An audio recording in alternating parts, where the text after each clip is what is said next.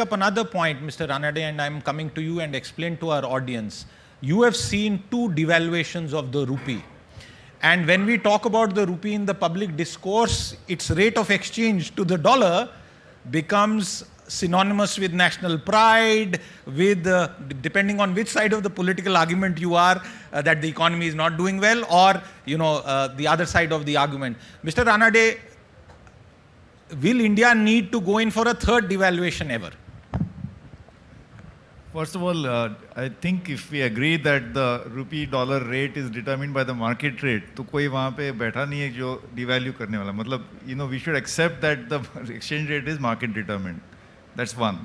So the devaluation, if it will happen, hopefully it will happen through a market process. And no big boss is going to control like a puppeteer. And also remember, ultimately in the medium to long term, what is the value of your currency? When you have 100 rupees in your pocket today, 1 year later, that is worth only 90 rupees because 10% inflation hai. So if internally the value of the rupee is going down, surely external the value of the rupee can't be going up. There has to be some parity between the external value of the rupee and internal value of the rupee. In the dollar world, except for now because of Ukraine and other reasons, generally the inflation in the dollar world is 2-3%. और यहाँ पे हमारे यहाँ 10%. So this difference of the losing the value of the currency, it's nothing. We don't need to be so hung up, as you said. This is not national prestige. I used to travel in a taxi. Sorry, you mentioned my age, but anyway, when it was 1 rupee or minimum fare was 1 or 2 rupees or whatever, 3 rupees 70 paise. Today the minimum fare is what, 32 rupees or something, 25 rupees. So I don't get fret over this. This is Mehungai. This is the natural course of inflation. Of course, if we can focus the effort on going from 10% inflation to maybe 3 or 4%, that will be a real achievement. Mr. Ranade, you know these numbers, but for the audience, share coincidence, like he said, market-determined coincidence actually. In the 75th year of our independence, the rupee was 75, but within a short period, it it touched 80.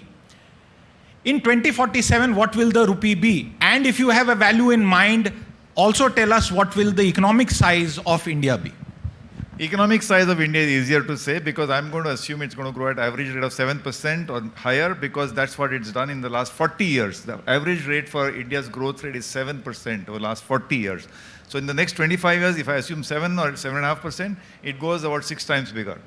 So it will be $3 trillion, 20 trillion to aram se hoga.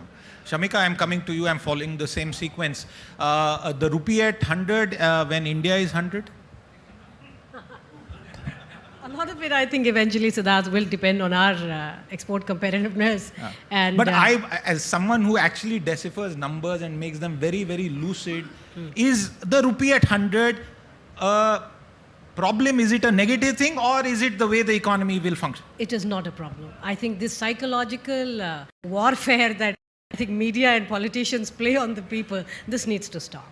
I don't think the value of the rupee is intrinsically linked with national pride because remember, when it falls in value, there is a very large segment, possibly a competitive part of the economy, which actually gains. And those are the sectors we are trying to promote. We know that many Asian economies have grown on the back of export competitiveness. We have known that for decades China has maintained and absolutely manipulated currency for a reason. So let's not be so naive, and I think I hold media and politicians responsible, but we should be smarter.